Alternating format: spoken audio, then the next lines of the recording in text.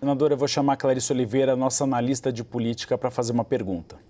Muito boa tarde, senadora. Muito obrigada pela presença aqui no Bastidores CNN. Eu gostaria de insistir um pouquinho nessa questão da participação feminina no Congresso Nacional, no Legislativo como um todo, perguntando se a senhora é defensora da ideia de que deveria haver uma ação mais afirmativa por parte do poder como um todo, como, por exemplo, instituir no regimento uma espécie de cota, uma espécie de participação feminina obrigatória que poderia abrir de alguma forma as portas para as mulheres na composição da mesa diretora e no exercício ali de funções estratégicas. A gente passou por algumas situações de grande constrangimento mesmo, né? Quando o presidente Lula, por exemplo, fez aquele happy hour, aquele encontro com os senadores, e a senhora era ali a única mulher, a senhora fez questão de verbalizar isso, de trazer isso à tona, mas parece não passar pela cabeça dos chefes de poderes que essa representação ela é de fato necessária, né?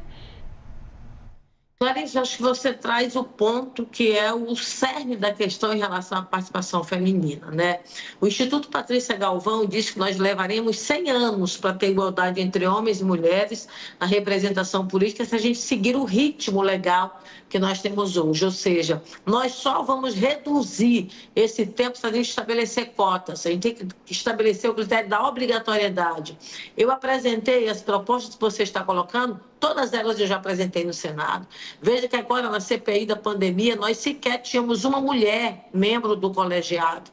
Nós tivemos que pôr o pé na parede, brigar por isso, conseguimos de fato participar. E naquele momento, eu já posteriormente à CPI, nós criamos o projeto de resolução e passamos a obrigar a ter uma mulher em toda a comissão. Então, hoje no Senado, nenhuma comissão funcionará sem a presença de uma mulher, fruto de um trabalho de envolvimento, inclusive, da sociedade brasileira como um todo que participou. Então, eu apresentei projeto, por exemplo, criando a candidatura de mulher para o Senado, ou seja, quando nós tivermos a renovação para 2 vagas, cada partido que apresentar um candidato, ele tem que apresentar um homem e uma mulher. É um mecanismo para a gente realmente evoluir.